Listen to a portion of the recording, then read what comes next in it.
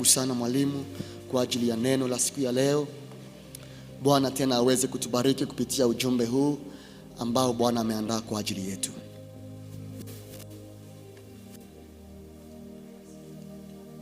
Bonjour Assemblée de Dieu. Bonjour.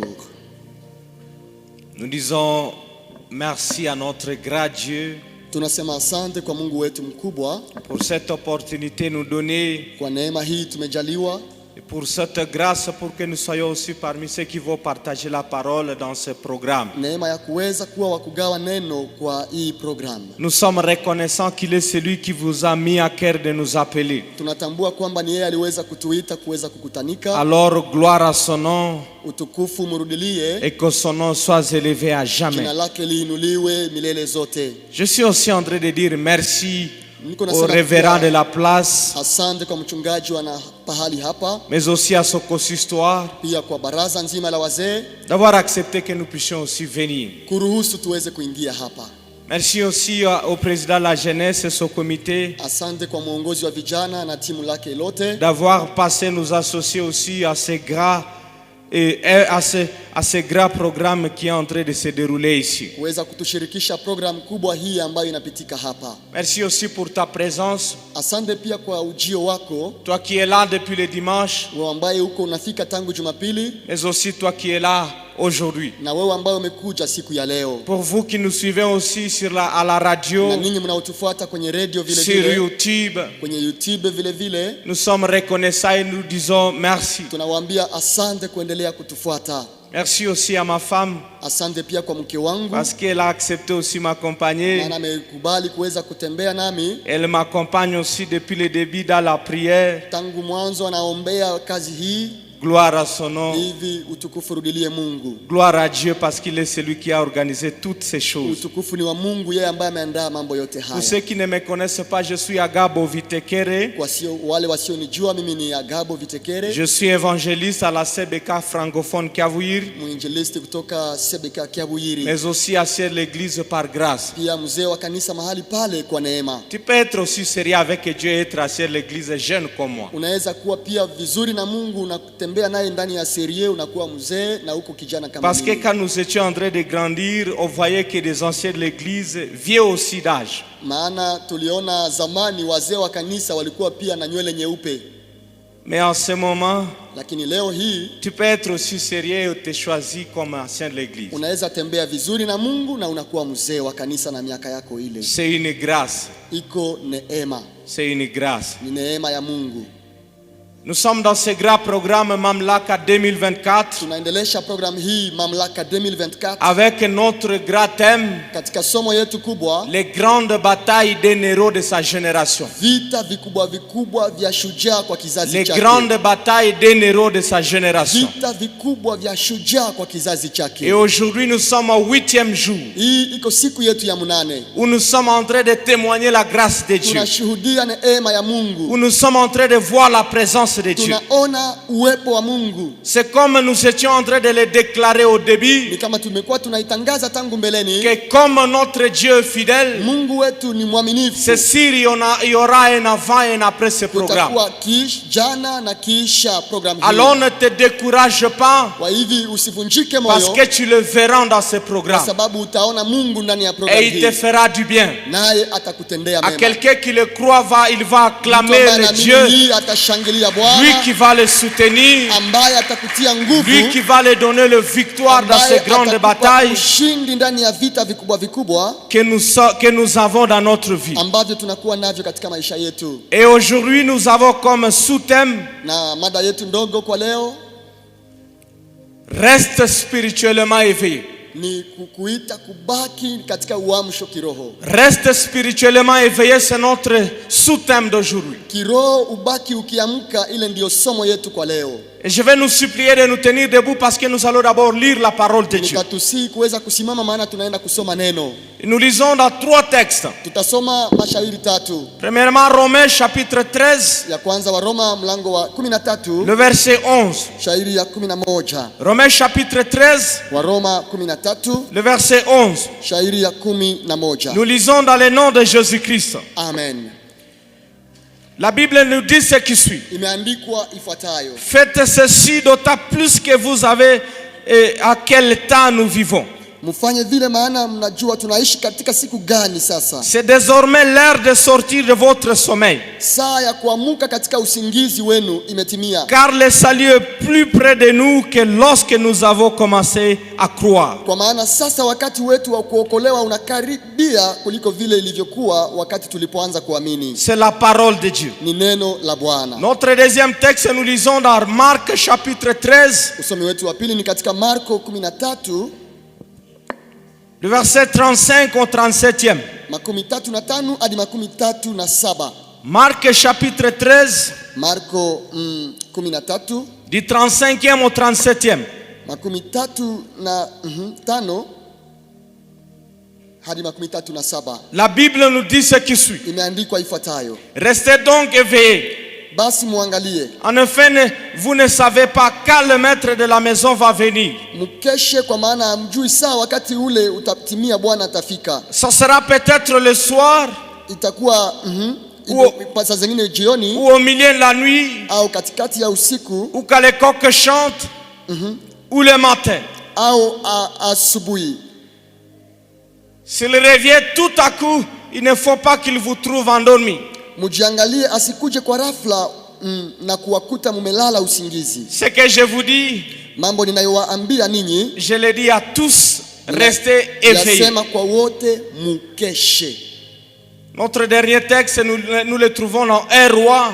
Na usomi wetu wa tatu ni ndani ya Wafalme wa kwanza, chapitre 3, mlango wake wa 3, le verset 16 au 22e.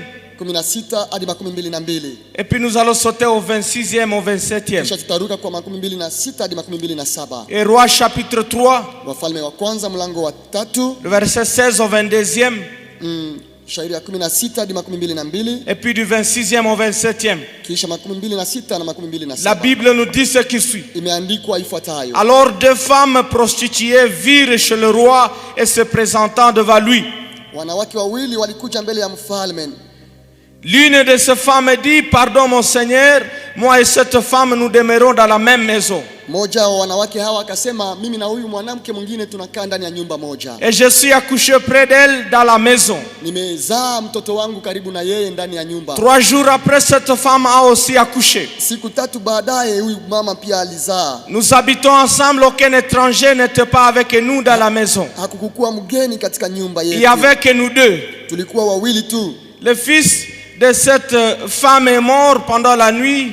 Mwana wa huyu mama amekufa kwa saa za usiku, parce qu'elle s'était couchée sur lui. Kwa sababu alimulalia. Elle s'est levée au milieu de la nuit et elle a pris mon fils à mes côtés tandis que ta servante dormait. Ameamka usiku na kukamata mtoto wangu wakati nilikuwa ninalala.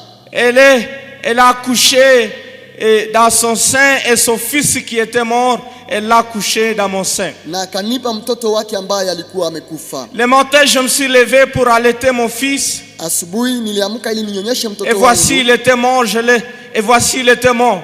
Tazama alikuwa amekufa. Je l'ai regardé attentivement le matin. Nikamwangalia. Et voici ce n'était pas mon fils que j'avais enfanté. Nikaona kwamba si mtoto wangu. L'autre femme dit au contraire, c'est mon fils qui est vivant.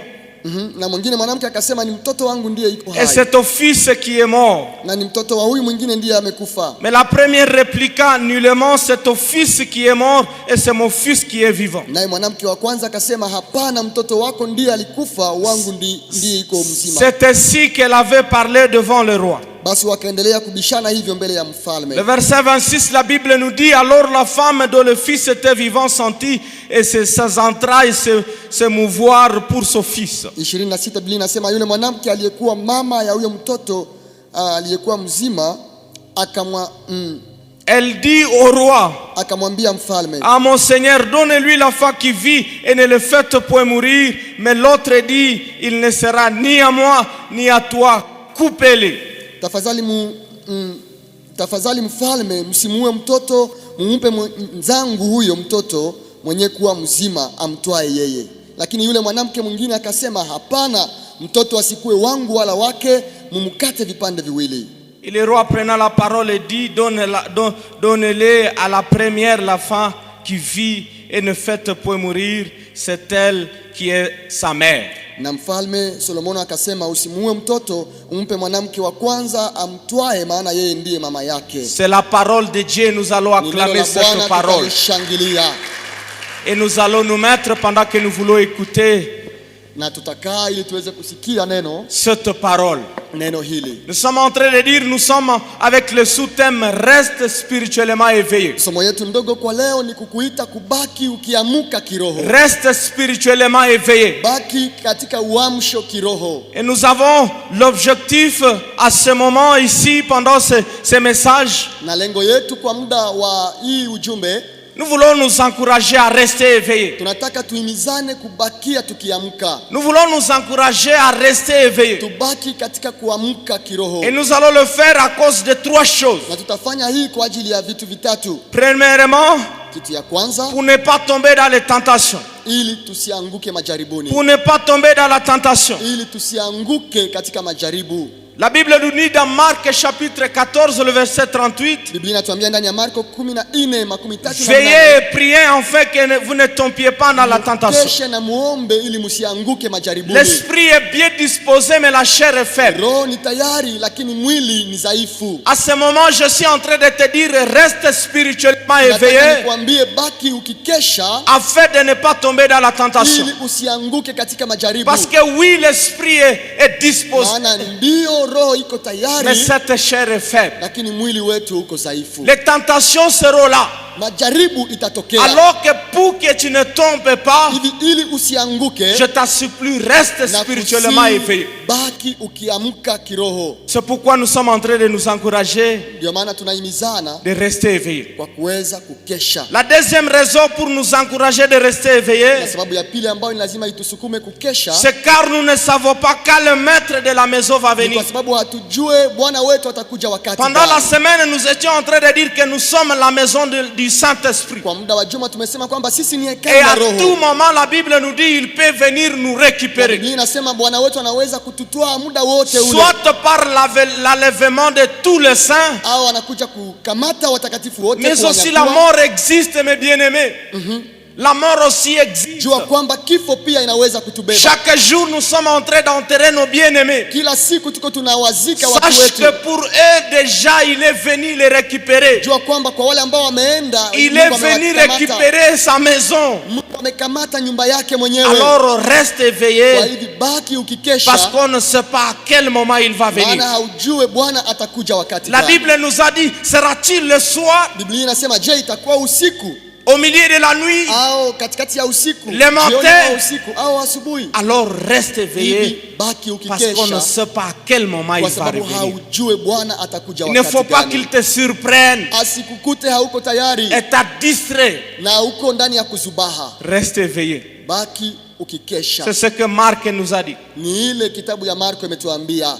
Troisième raison pour rester éveillé, na sababu ya tatu ambayo ni lazima itusukume kukesha, c'est car l'ennemi lui ne dort pas. Ni kwa sababu adui yetu halale usingizi. Notre ennemi, la Bible dit, il rôde. Adui Biblia inasema anazunguka zunguka. Il rugit. Ananguruma. Et sa mission c'est de trouver quelqu'un qui va dévorer. Na kazi yake ni kutafuta mtu atakayemumeza. Aussi longtemps que tu ne veilleras pas, peut-être c'est toi qu'il va trouver. Kama haujikeshe inawezekana ni wewe atakayemeza. Alors s'il vous plaît, sois éveillé. Kwa hivi nakusi reste spirituellement éveillé. Endelea kubaki ndani ya maisha parce que nous avons un ennemi qui lui ne dort pas. Maana adui yetu halale il rôde et il cherche qui dévorer. Anazunguka akitafuta nani amumeze. C'est pour ça que nous sommes en train de te supplier. Na hii ndio inaacha tunakusihi sana. Et de nous encourager. Na kuweza kuhimizana. De rester éveillé. Baki ukikesha spirituellement. Ndani ya maisha yako ya kiroho. En cherchant de comprendre c'est quoi être éveillé. Kwa kutafuta kujua uamsho ni kusema nini? Être éveillé, qu'est-ce que ça signifie réellement? Inamaanisha nini kiukweli?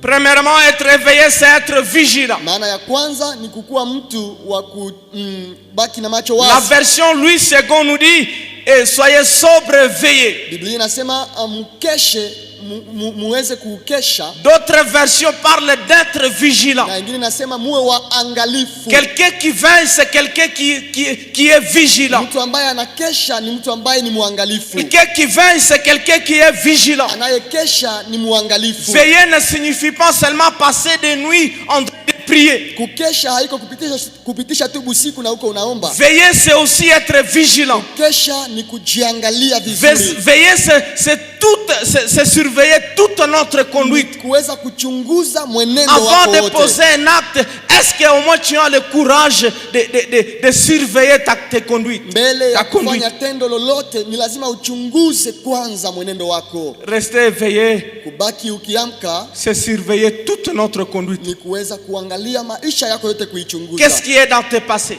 Mawazo yako inabeba nini? Qu'est-ce que tu veux faire? Unataka ufanye nini? Celui qui veille, il sait comment contrôler toutes ces choses. Anayekesha anajua kuchunguza yote ile. Rester éveillé, c'est vivre selon la volonté de Dieu. Kubaki ukikesha ni kuishi kulingana na mapenzi ya Mungu. Rester éveillé, c'est vivre selon la volonté de Dieu. Kuishi kulingana na mapenzi ya Mungu. Romains chapitre 12, le verset 2, la Bible nous dit ce qui suit. Waroma 12 shairi ya pili Biblia inasema, ne soyez pas comme les gens de ce monde, msifuate mwenendo wa siku mais hizi, soyez transformés par le renouvellement de l'intelligence. kwa kuumbwa upya kwa akili zenu. C'est par là que vous aurez la volonté de Dieu. Hapo ndipo mtaweza kujua mapenzi ya Qu'est-ce Mungu. qui est bon, qu'est-ce qui n'est pas bon. Yanayokuwa njema na ya kumpendeza. C'est ça, être éveillé. Ile ndio kukesha.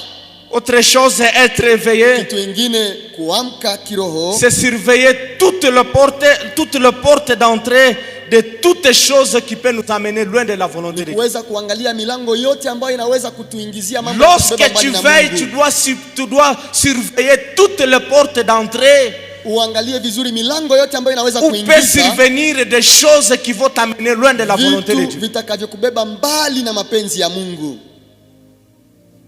Rester éveillé, c'est ça. Ile ndio kubaki ukiamka. Tu sais que cette porte ici de l'impudicité peut venir d'ici.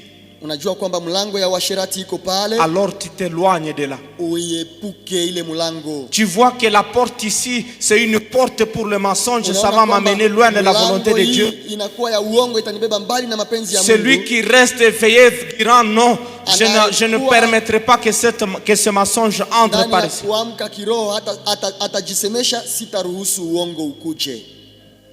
Surveiller toutes les portes d'entrée Kwa hivi uchunguze vizuri kila milango qui peut nous amener ambayo inaweza kuleta loin de la volonté de Dieu. Vitu vitakavyokubeba mbali na mapenzi ya Mungu. Rester éveillé, c'est aussi savoir s'abstenir de mauvaises choses. Kudumu ukiamka ni kujitenga na mabaya. Savoir s'abstenir de toutes mauvaises choses. Kujua kujitenga na kila kitu kibaya. Et Thessaloniciens chapitre 5 le verset 22. Wathesalonika wa kwanza 5:22. La Bible nous dit abstenez-vous de toute espèce de mal. Biblia inasema mujitenge na kila uovu. Voilà l'homme qui reste éveillé. Huyu ndiye mtu anayekuwa ndani ya uamsho. Savoir s'abstenir de mauvaises choses. Kujitenga na mabaya.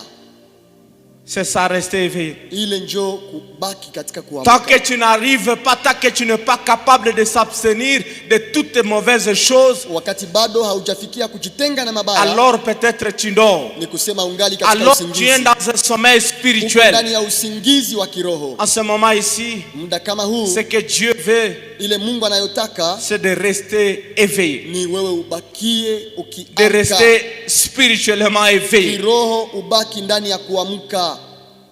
Le contraire de rester éveillé, kinyume ya kuamka, c'est dormir, c'est sommeiller. Kulala au kuwa ndani ya usingizi. Soit tu es éveillé, au umeamka, alors soit tu dors. Au uko katika usingizi. Et celui qui dort, na mtu ambaye analala, est dans l'inconscient.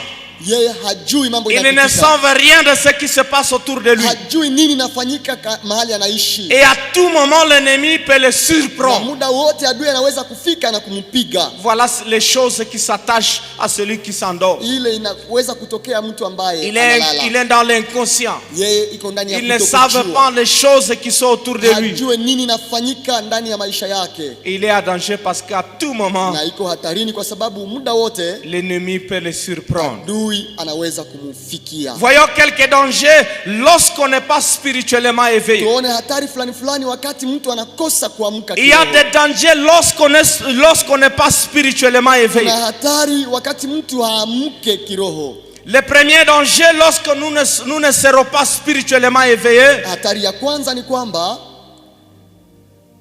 est que c'est possible de tuer les bonnes choses qui sont en nous à cause du sommeil. inawezekana uue vitu vizuri vizuri ambavyo viko ndani yako kwa Si sababu tu ya ne usingizi. resteras pas spirituellement éveillé, Ukikosa kubaki ukiamka il y a de kiroho, bonnes choses qui sont à toi. kuna vitu vizuri ndani Il y a yako. de bonnes choses qui sont dans ta vie. Kuna vitu vizuri katika maisha Mais à yako. cause du sommeil spirituel, tu peux les Lakini tuer. kwa sababu ya usingizi wa kiroho unaweza kuua hivyo Dans un vitu. roi, là où nous avons lu, Ndani ya mashairi tumesoma, nous avons vu deux femmes. tumeona wanawake wawili. Tous deux ont mis au monde de fils. Wote walizaa watoto. Tous deux ont mis au monde de fils. Wote walizaa watoto. Et la Bible dit qu'ils étaient deux dans la maison. Biblia inasema walikuwa wawili ndani ya Il n'y avait nyumba. pas la troisième personne. Hakukuwa mtu wa tatu pale. Mais pour la première femme, Na ule mke wa kwanza, la Bible témoigne que pendant la nuit, Biblia inasema kwa saa za usiku elle a étouffé son propre fils à cause du sommeil. alilalia mtoto wake na akamuua. Elle a étouffé son propre fils à cause du sommeil. Alilalia mtoto wake kwa sababu ya C'est usingizi. pourquoi je suis en train de te supplier de Ndio rester maana éveillé. nakusihi ubaki Parce qu'il y a des ukikesha, choses qui sont dans ta vie. kwa sababu kuna vitu ndani ya Mais maisha si tu yako. vas t'endormir, Ukilala tu usingizi peux les tuer par toi-même. unaweza kuviua wewe mwenyewe. Écoutons ce que la Bible dit au verset 19. Sikia ile shairi ya 19 inatuambia. La Bible dit ce qui suit. Ndani ya Wafalme wa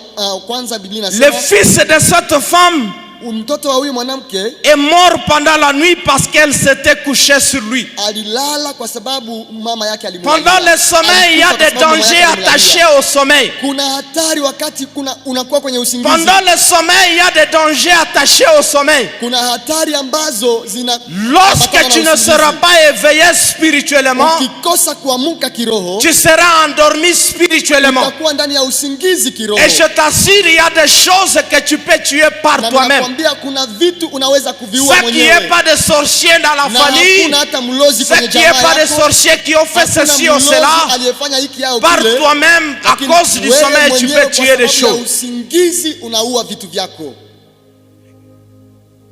Regarde les choses qui étaient dans ta vie lorsque tu avais crié au Seigneur. Angalia vitu vilivyokuwa katika maisha yako Le ulipoamini premier Bwana. jour de ta conversion, Siku ya kwanza ulipoamini, tu avais la soif de la prière. ulikuwa na hamu ya maombi. Tu avais la soif de méditer la parole de Dieu. Hamu ya kusoma neno. Tu avais ce courage de servir Dieu. Ulikuwa na ile bidii ya kutumikia Mais Mungu. regarde où tu es aujourd'hui. Lakini angalia mahali À unakuwa leo. cause du sommeil Kwa spirituel, kulala usingizi kiroho, il y a plusieurs choses que tu as tuées par kuna toi-même. vitu ambavyo mwenyewe umeviua. Où est cette vie que tu avais? Ile maisha imeenda wapi? Cette uliyoanza vie de nayo? prière, où Ile est-elle? maisha ya maombi imeenda wapi? Plusieurs ont tué beaucoup de Wengi choses wameua vitu vyao à cause du sommeil. kwa sababu tu ya usingizi. C'est pourquoi aujourd'hui, Ndio maana leo hii, avant que tu n'arrives loin, mbele uende je mbali t'en supplie de rester na spirituellement kusihi éveillé. ukeshe kwa Parce maisha que yako ya sinon, kiroho. tu continueras et tu continueras de Kwa tuer des sababu choses. hivi utaendelea kuua vitu katika maisha Avant, yako. tu n'étais pas comme ça. Zamani haukukuwa vile. Tu nous suis à la radio. Unatufuata kwenye Tu nous radio, suis sur YouTube. unatufuata kwenye YouTube. Essaye de revoir ta vie. Jaribu kuchunguza tena maisha yako Essaye de voir depuis que tu as arrêté d'être éveillé. ili uende kuona namna pale ulikoacha Combien de choses tu as tuées Kesha, par toi-même? umeua vitu ngapi katika Combien maisha de yako? choses tu as tuées par Umeua toi-même? vitu ngapi katika maisha yako? Le sommeil spirituel est très dangereux. Usingizi wa kiroho iko ya C'est hatari pourquoi sana. reste spirituellement Ndio éveillé maana dumu ukikesha afin que tu gardes ces bonnes ili choses qui sont. ulinde mambo mazuri ambayo uko nayo. Avant, c'est toi qui soutenais les autres dans la prière. Jana ni wewe ulikuwa unaombea wengine katika na kuwashindikiza katika maombi. Avant, c'est toi qui étais le premier dans des programmes comme ça. Zamani wewe ndio ulikuwa kanakuwa wa kwanza. Mais katika aujourd'hui, à maombi. cause du sommeil Lakini spirituel, leo kwa sababu ya que tu kulala arrives kiroho, en temps que tu sois en retard, ça ne te ukuje kwa dérange plus. muda uchelewe au ukose haikusumbue tena. Tu as tué ces bonnes habitudes qui étaient à toi. Umeua tabia nzuri iliyokuwa ndani À la yako. maison, si c'était question de compter sur quelqu'un qui est vraiment fidèle, fidèle, ponctuel, c'était toi. Nyumbani kama wangelitafuta mtu ambaye iko mwaminifu ilikuwa wewe. Où sont ces bonnes choses Lakini qui imeenda étaient dans ta wapi vie ile avant? tabia nzuri uliyokuwa nayo jana? À cause du sommeil Kwa spirituel, sababu ya usingizi kiroho tu les as tués par toi-même. umeua wewe mwenyewe ile vitu.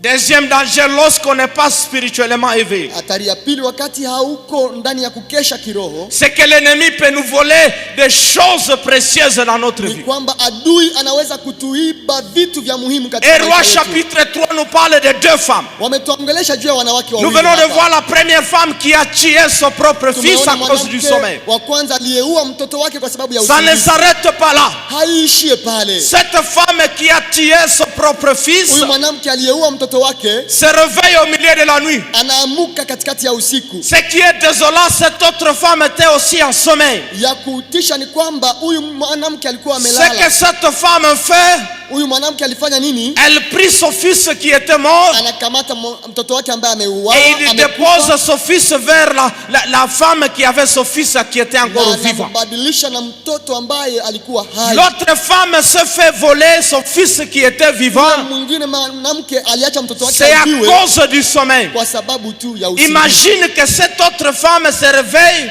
pendant que l'autre aussi est éveillé. Jaribu kufikiri wote wangelikuwa wameamka. Comment on pourrait échanger des affaires? Wangeliweza kubadilisha watoto namna Mais on gani? a su échanger des affaires Waliweza kubadilisha parce watoto que la mère qui portait aussi la femme vivante était aussi kwa à sababu sommeil. mama yake mtoto aliyekuwa hai alikuwa C'est pia ça amelala. le danger lorsque tu ne seras pas Ile spirituellement ndio éveillé. hatari ukikosa Il y a les kukesha. choses que l'ennemi voudra dans ta vie. Kuna vitu adui ataiba katika maisha yako. Tu as pourtant un fils qui est vivant. Uko na mtoto ambaye iko Mais à hai. cause du sommeil, l'ennemi peut être Lakini- capable de changer tes affaires. Kwa sababu ya usingizi adui anaweza Il peut voler les choses vivantes dans ta vie et te laisser les choses qui sont vilivyo mortes.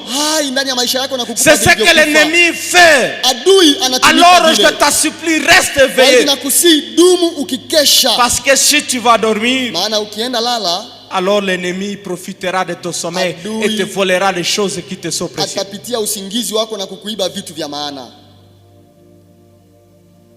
Fais Hivi, attention. Fanya angalisho, Reste éveillé spirituellement ukeshe kiroho afin de ne pas perdre ces choses. ili usipoteze vitu C'est vizuri. ce que nous voyons dans la vie de plusieurs aujourd'hui. Ile tunaona katika maisha ya wengi leo hii, Les mêmes exemples que nous étions en train de donner. mifano ile ile tulisema Avant, tu aimais la prière. jana, ulikuwa wa kupenda Mais maombi. aujourd'hui, l'ennemi, le diable t'a Lakini déjà volé leo hii cette soir. shetani amekuiba ile kiu ya maombi. Tu aimais méditer la parole de Dieu. Ulipenda kusoma neno Où zamani. sont ces choses aujourd'hui? Hii mambo imeenda wapi? Leo L'ennemi hii? te l'a volé parce que tu t'es endormi spirituellement. Adui amekuiba kwa sababu ulisinzia. Si c'était donné des conseils, c'est toi au passé en Ingelikuwa premier. kushauria wengine, wewe ndio ulikuwa unaleta mashauri. Mais aujourd'hui, on ne passe plus à toi parce que Lakini leo hii- l'ennemi a déjà volé Hawawaze cette chose. tena kwamba unaweza kuleta shauri kwa sababu adui ameiba ile. L'ennemi a déjà volé ces choses. Adui ameiba ile ndani yako. Si c'était question de soutenir les autres, Kama ilikuwa swala la c'est kusaidia toi qui wengine, le faisais, mais Ni l'ennemi wewe t'a volé ces uliweza choses kusaidia wengine, lakini adui ameiba ile à cause du sommeil kwa spirituel. sababu tu ya usingizi kiroho. C'est pourquoi pendant que nous sommes en train de continuer dans ce programme, Ndio maana tunapoendelesha program hii, les grandes batailles d'un héros de sa génération, tukifuatilia somo vita vikubwa vya reste shujaa wa éveillé kizazi afin que chake. l'ennemi ne vole pas des choses précieuses dans ta vie. Kesha adui asiibe vitu vizuri katika Tu as maisha des yako. choses vivantes encore dans ta vie. Una vitu ambavyo vingali hai ndani Reste yako. éveillé afin que l'ennemi ne les trouve pas pour les Dumu, voler. ukikesha adui asikuibe. J'aimerais te parler Nataka niongee na wewe, de ce qui arrive lorsque maintenant on est éveillé. nikuambie ile itatokea wakati huko ndani ya Et uamsho. c'est la bonne nouvelle pour toi qui vas prendre ce message avec considération. Na ni habari njema kwako wewe ambaye utaweza kukamata vizuri ujumbe huu.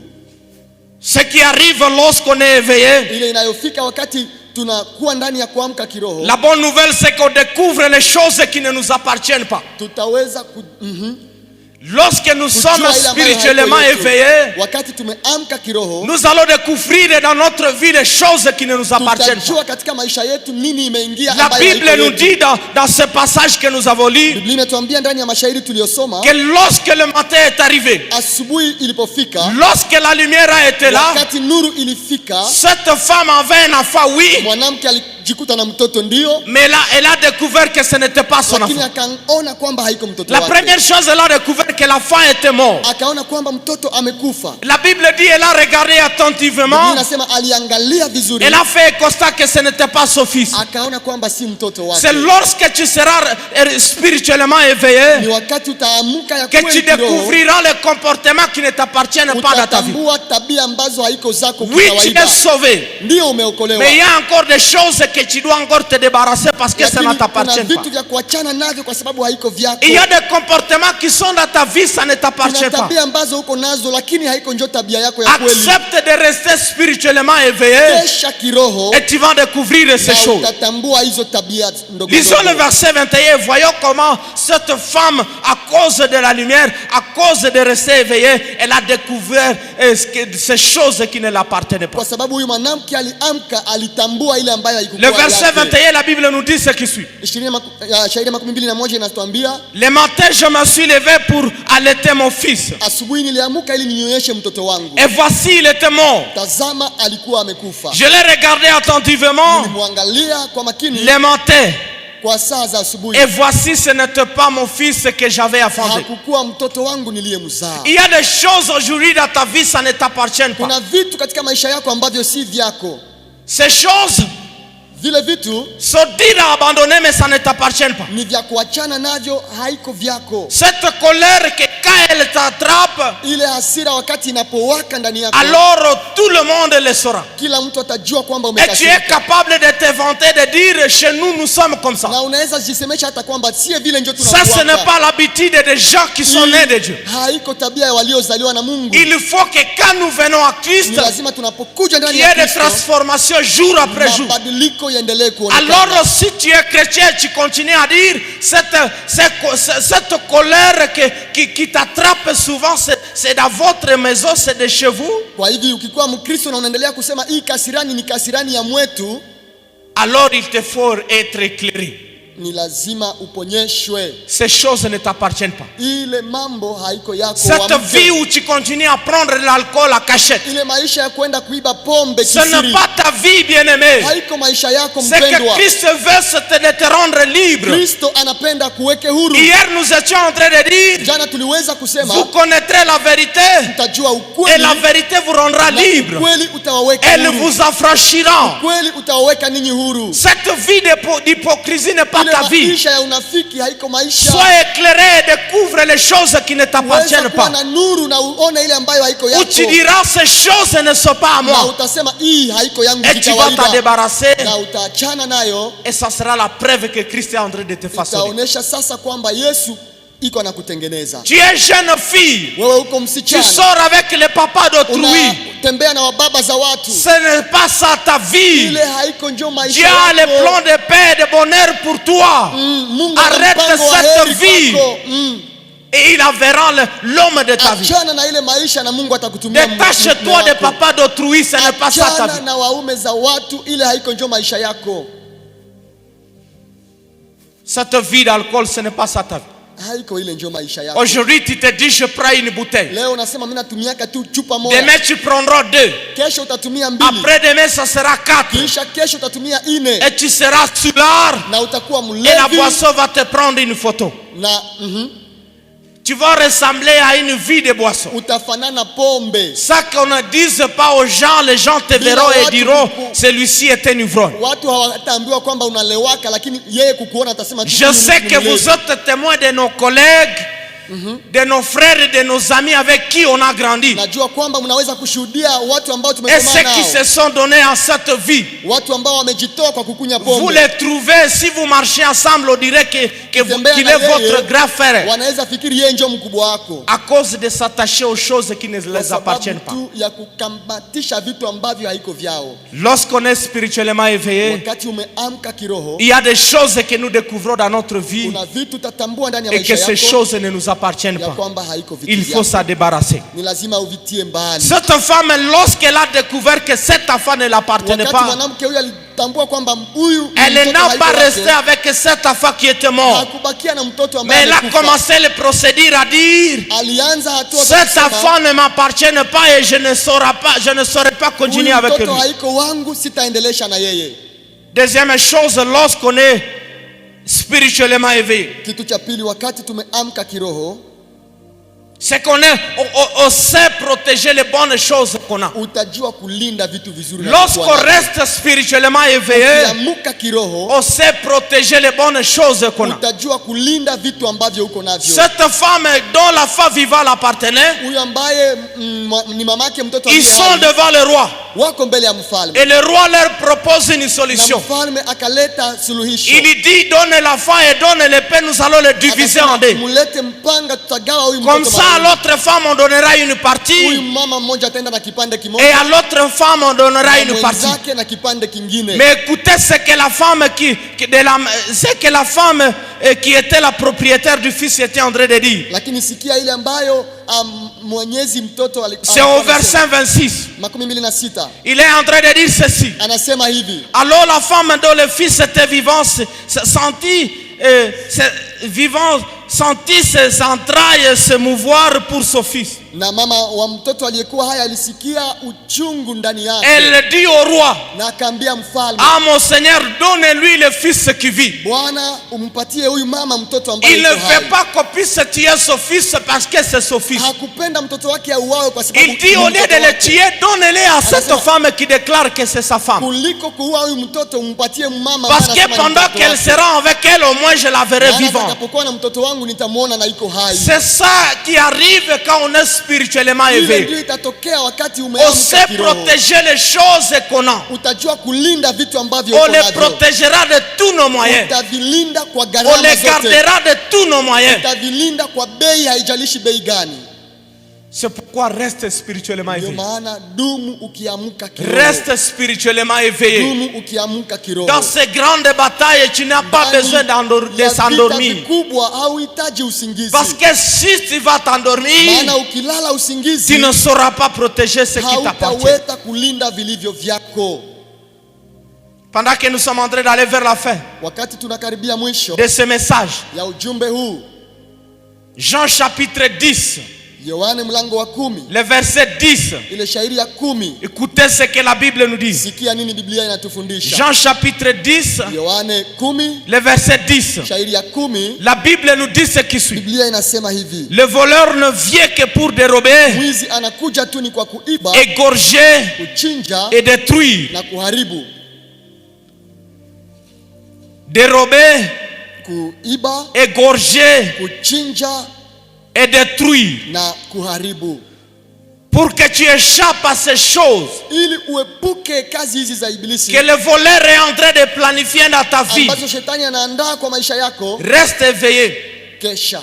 Reste spirituellement éveillé. Jikesheye kiroho. Reste spirituellement éveillé, bien-aimé. Dumu ukikesha kwa maisha ya kiroho, mpendwa. Parce que nous voyons cette autre femme en train de déclarer ceci. Kwa maana tunaona huyu mwingine mwanamke akisema hivi: Même si cette femme qui était le propriétaire du fils était en train de dire, laissez-lui l'enfant. hata kama mama ambaye alikuwa mwenyezi mamake mtoto wa kweli alisema mwachie mtoto, Cette autre femme était en train de déclarer ceci. huyu mwenzake alisema hivi: Tuez-le mumuue, afin qu'il ne soit ni à moi ni à lui. asikuwe au wangu au wake. C'est ce que l'ennemi est capable de dire. Ile ndio adui anasema. Lui, il n'a rien à perdre, bien-aimé. Yeye hana cha kupoteza. Toi, tu as l'enfant à protéger, Wewe kuna mtoto wa mais kulinda. l'autre femme dira, tuez-le. Lakini mwingine mwanamke atasema mumuue. Toi, tu as une vie chrétienne à Uko na maisha protéger, ya Ukristo ya mais kulinda. l'ennemi dira, il Adui faut atasema, qu'il soit mort. Ukufe, Tuez-le. muue, Détruisons la vie. tumalize maisha yake. Lui, il a déjà perdu une fois pour toutes. Ashakapoteza yeye, Il ne ashakapoteza. sera plus pardonné. Hata Mais samehewaka. toi, tu as eu cette grâce. Lakini wewe umepata neema. Alors ne donne pas accès au diable. Zaidi usipatie shetani Reste nafasi. spirituellement Baki éveillé. ukikesha Parce que kiroho. le plan de l'ennemi, c'est de Kwa nous sababu tuer, mipango ya nous adui ni égorger, nous kutuua, détruire. kutuchinja na kutuharibu. Alors si tu es conscient que toi, tu as encore des choses à Jua protéger, kwamba kuna vitu vya kulinda, reste éveillé. baki ukikesha. Reste éveillé. Baki ukikesha. Reste éveillé. Ukeshe mpendwa. Tiens-toi debout, nous allons prier. Simama tutaweza kuomba. Tiens-toi debout, nous allons prier. Simama tutaomba Mungu. Et Corinthiens chapitre 10, Wakorintho wa kwanza mlango wa le 10. verset 11. Ile shairi ya 11. La Bible nous dit ce qui suit. Biblia inatuambia ifuatayo. Ces choses-là sont arrivées à nos Mambo ancêtres haya ilifikia waliotutangulia pour nous servir d'exemple. ili ikuwe mfano Et on les a écrites pour nous avertir. Imeandikwa ili tuweze kutahadharishwa. Si nous venons de lire cette histoire de ces deux femmes, Kama tumesoma habari hizi za wanawake hawa wawili, c'est pour nous servir d'exemple. ili zikuwe Et mfano c'est pour kwetu. nous avertir de rester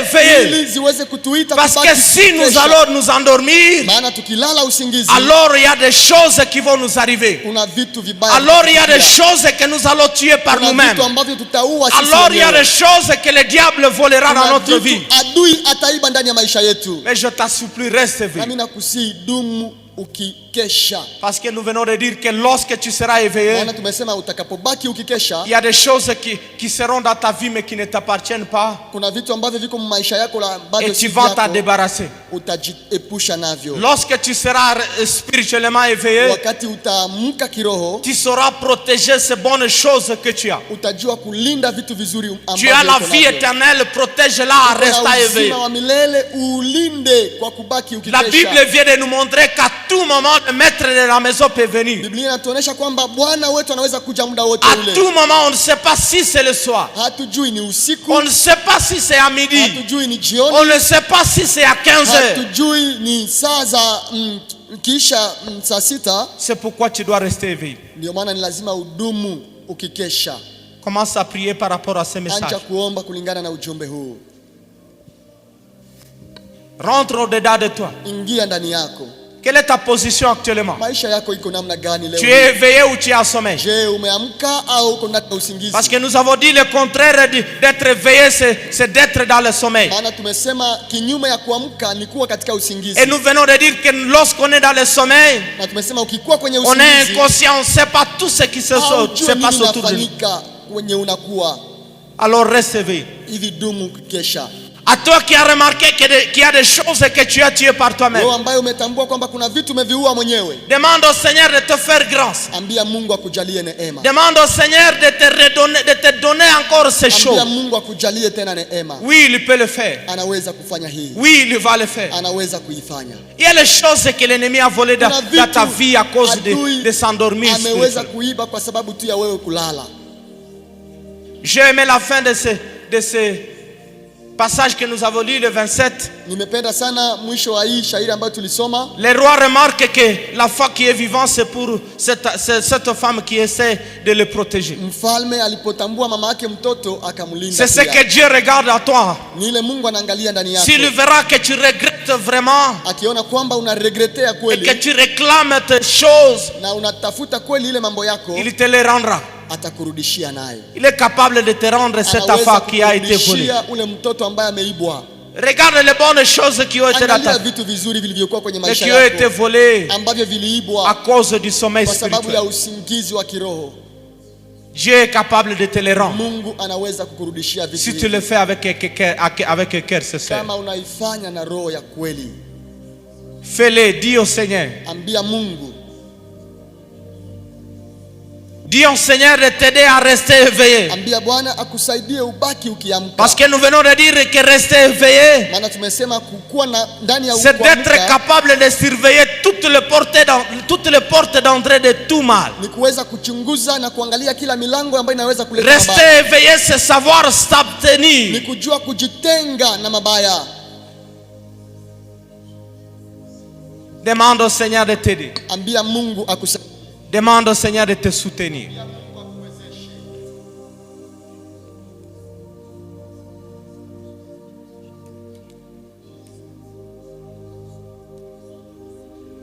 Avant que je laisse la place au président, Kwa kiongozi,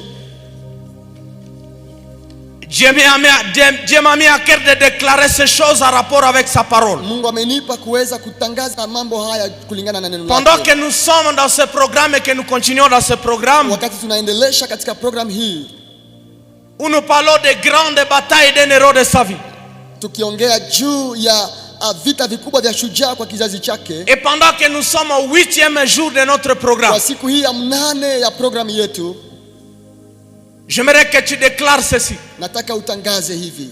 Dans tes batailles, dis je serai la tête et non la Ndani queue. ya vita vyako utangaze kwamba utakuwa Fais-les kichwa, avec hapana foi mkia. parce que c'est ce que Dieu fera avec toi. Fanye kwa moyo na imani kwa sababu ni yeye Mungu Déclare atafanya. encore je serai la tête et non la queue. Tangaze kwamba utakuwa kichwa, hautakuwa mkia. Répète encore je serai la tête et non la queue. Nitakuwa kichwa, sitakuwa mkia. Ajoute je serai en haut et non en bas. Nitakuwa juu wala sitakuwa chini. Nous sommes en train de le déclarer selon Deutéronome 28:13. Tunaitangaza kulingana na Deutéronome 28:13. Je serai la tête et non la queue. Nitakuwa kichwa na si mkia. Je serai en haut et non en bas. Nitakuwa juu wala sitakuwa chini. Déclare ces choses. Uitangaze mwenyewe.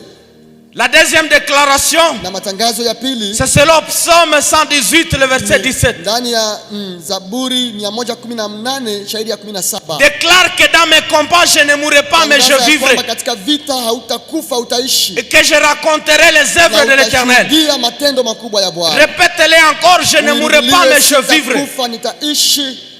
Et je raconterai les œuvres de l'Éternel. Nitatangaza matendo ya Bwana. La troisième déclaration, Na matangazo ya c'est dans tatu Psaume 91, le verset 7. ni ndani ya Zaburi 91 shairi ya 7. Déclare ceci, Tangaza hivi: que 1000 tombent à mon côté watu 1000 waanguke et upande 10 000 à wangu ma droite. na watu 10,000 upande Je ne mwingine. serai pas athée dans mes batailles. Mabaya hayatanipata ndani ya vita Je yangu. ne serai pas athée dans mes batailles. Mabaya haitanipata ndani ya vita. La quatrième déclaration déclare ceci. Na matangazo ya 4 sema Et c'est hivi. selon Jérémie 29:11. Ni kulingana na Yeremia 29 shairi ya 11. Déclare que les projets de l'Éternel sur moi, Sema mipango ya Bwana kwa ajili yangu ce sont des projets de paix et ni non de mipango malheur, ya salama na si mipango ya taabu. pour me donner un avenir meilleur. Ili niwe na kesho nzuri. Les projets de l'Éternel sur moi, Mipango ya Mungu ni juu yangu dans mes batailles, katika vita sont vyangu. des projets de paix et non de malheur, Mipango ya neema na si ya pour me mateso. donner un avenir meilleur. Ili anipe kesho iliyo bora. La cinquième déclaration, Na matangazo ya 5 c'est dans Luc 10:19. ni katika Luka 10:19. Déclare ceci, Tangaza hivi: dans mes batailles, ndani ya vita vyangu j'ai le pouvoir sur le serpent et sur le scorpion, nina mamlaka juu ya nyoka et na nge, sur toute force de na l'ennemi, juu ya kila uwezo wa et adui, rien ne pourra me na nuire. hakuna kitakacho nizuru. Répète encore, Rudilia tena hii: dans mes batailles, katika vita vyangu j'ai le pouvoir sur le serpent et sur le nina scorpion, mamlaka juu ya nyoka na et nge, sur toute force de na l'ennemi, juu ya kila uwezo wa et adui, rien ne pourra me nuire. na hakuna kitakacho nizuru. La sixième déclaration, Matangazo ya 6 c'est dans Philippiens 4:13. ni katika Wafilipi 4:13. Déclare ceci, Tangaza hivi: je puis tout par celui qui me fortifie. nayaweza yote katika yeye Je puis anitiaye tout par nguvu. celui qui me fortifie. Ninayaweza yote katika yeye Dans mes anitiaye nguvu. batailles, Ndani ya vita je puis vyangu tout par celui qui me fortifie. ninayaweza yote katika yeye anitiaye nguvu. La septième déclaration, Na matangazo ya 7 c'est dans Psaume 72. ni katika Zaburi 16 Déclare ceci, 12. Tangaza hivi: avec Dieu nous ferons des exploits pamoja na Bwana nitafanya et il mambo makubwa, écrasera mes ennemis. na atakanyanga wa adui Répète zangu. encore, Rudilia tena hii: dans mes batailles, ndani ya vita vyangu avec Dieu nous ferons les pamoja na exploits Bwana tutafanya et il écrasera maajabu, mes ennemis. naye atakanyanga wa adui La zetu. huitième et la dernière déclaration, Matangazo ya 8 na ya c'est dans mwisho Jérémie leo, 33:3. ni katika Yeremia 33 shairi ya Déclare 3. ceci, Tangaza hivi: dans mes batailles, katika vita je vyangu t'évoquerai et tu me répondrais, nitakuita nawe et tu utanijibu, m'annonceras de grandes choses. nawe utanijulisha mambo makubwa. Répète encore, Rudilia tena: je t'évoquerai et tu me répondrais, nitakuita nawe utanijibu, et tu m'annonceras de na grandes choses. utanifunulia mambo makubwa nisiyoyajua. Et à celui qui a déclaré ces choses Na avec mtu ambaye foi, ametangaza hii kwa il va imani acclamer le roi des rois atashangilia mfalme wa parce wafalme qu'il lui fera du bien. ambaye atatutendea mema, Parce qu'il lui fera du bien. kwa sababu Nous atatutendea sommes mema. au 8e jour Hii ni siku et yetu ya nous 8 continuons jusqu'au 15e na jour. tunaendelea mpaka siku 15. Avec ces déclarations, Ukitangaza mambo tu haya verras ce que tu es en train de demander. utaona ile ambayo uko Tu unaomba. tiendras avec tes mains ce que tu es en train de déclarer. Utaiona na Mungu Parce que ataifanya, c'est ce que Dieu kwa fera. sababu ni ile Mungu atafanya. Élève tes mains légèrement, je vais déclarer ceci pour toi. Inua mikono yako, nitaweza kutangaza hivi juu yako. Que l'Éternel te bénisse et qu'il te garde. Mungu akulinde na akubariki. Que l'Éternel fasse lui sa face sur toi. Aoneshe nuru ya uso wake kwako. Et qu'il t'accorde sa grâce. Na akuoneshe neema. Que l'Éternel tourne sa face vers toi. Mungu akuonyeshe uso wake. Et qu'il te donne la paix. Na akupe amani. Je le déclare ici. Na itangaza hivi. Au nom puissant de Jésus-Christ. Kwa jina la Yesu Kristo. Que Dieu vous bénisse. Basi Mungu akubariki. Amen. Amen. Amen. Unaweza kukaa. Haleluya.